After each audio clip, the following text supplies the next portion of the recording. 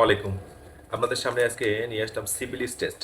Syphilis test কিভাবে করতে হয় ডিভাইসে দেখাবো।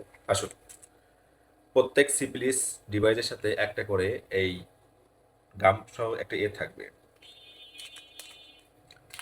প্রথমে খুলবে, খুলে এরকম একটা ডিভাইস থাকবে। এটা এর উপরে এভাবে দিয়ে দিতে হবে সুন্দরভাবে।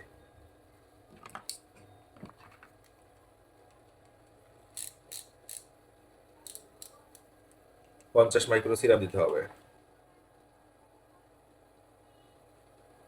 জি।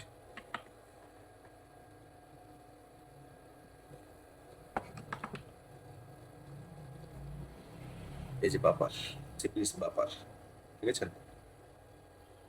এই বাপার দিতে হবে, 1 ফোঁটা বাপার দিতে হবে।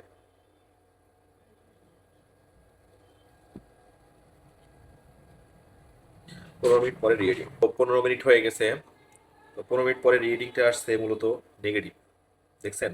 নেগেটিভ আসছে।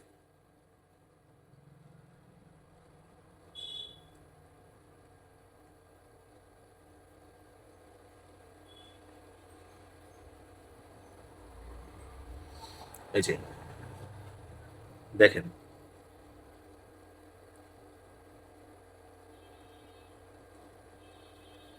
এই যে দেখেন, খুবই হালকা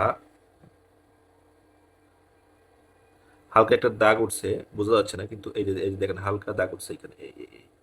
দেখছেন? হালকা দাগ উঠছে, অর্থাৎ একটা দাগ উঠছে, সেহেতু এটা নেগেটিভ। তো এরকম 15 মিনিট ওয়েট করতে হবে একটা টেস্ট করতে গেলে। সিরাম দেওয়ার সাথে সাথে কখনো রিডিং আসে না। যদি রিডিং আসে তাহলে সেটা ভুল রিডিং হতে পারে। এই কারণে সিরাম এবং বাফার দেওয়ার পরে 15 মিনিট অবশ্যই ওয়েট করতে হবে। যদি 2টা দাগ আসে তাহলে পজিটিভ, আর যদি একটা দাগ আসে তাহলে নেগেটিভ। এবং দাগটা অবশ্যই স্পষ্ট হইতে হবে, স্ট্রংলি পজিটিভ হইতে হবে, না হলে এটা দেওয়ার কোনো অপশন নাই। ধন্যবাদ।